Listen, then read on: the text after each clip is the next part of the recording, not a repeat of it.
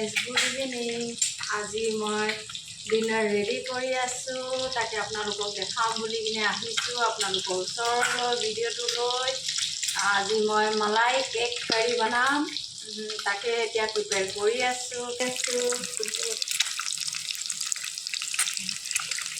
Fry কৰি আছোঁ, এতিয়া ৰেড কৰি কিনে ফ্ৰাই কৰিম, তাৰপিছত বনাই মেলি আকৌ আপোনালোকক দেখাম।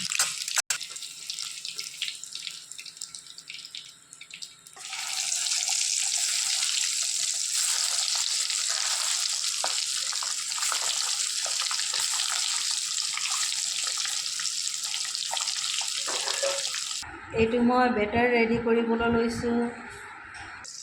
এইটো মোৰ বেটাৰ ৰেডি কৰা হ'ল।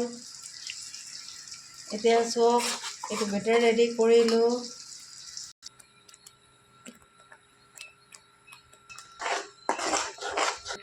এতিয়া মই কণীটো দি দিছোঁ।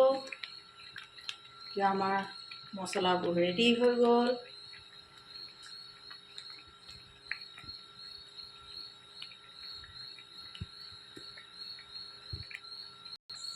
যিহেতু এইটো মালাই এগ কাৰী হয়, ইয়াত মই ক্ৰীম দি আছোঁ।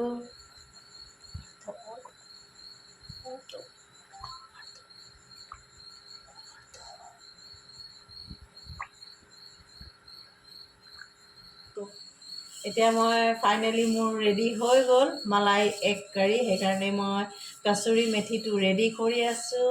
ফাইনেলি মোৰ ডিছ ৰেডি হৈ গ'ল। এতিয়া এই কচুৰি মেথিটো দি দিম।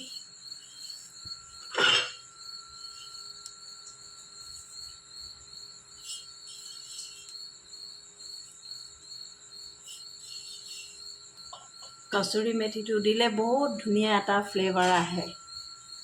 এতিয়া কেনেকুৱা লাগিলে আপোনালোকক এইটো মালাই এগ কাৰীটো? আৰু যদি আপোনালোকক ৰেচিপি এইটো লাগে তেনেহ'লে মই শ্বেয়াৰ কৰিম, আপোনালোকে কমেণ্টত জনাব।